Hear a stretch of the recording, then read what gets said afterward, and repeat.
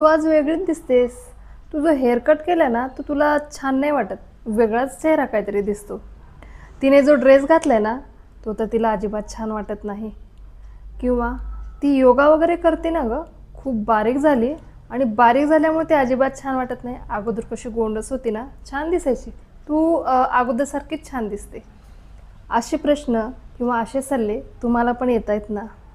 हो, आपल्याला असे प्रश्न किंवा असे सल्ले वरचेवर येत असतात, की तू अशी दिसतेस, तुला ते ड्रेस छान वाटेल, तुला तो हेअर कट छान वाटेल.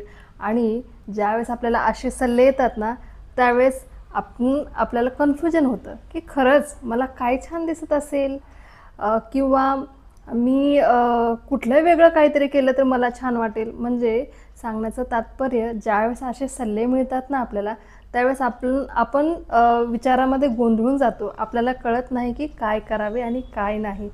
त्यावेळेस काय करायचं माहिती आहे, जे आपल्या लहानपणाची गोष्ट तुम्हाला माहीत असेल, ऐकावे जनाचे आणि करावे मनाचे.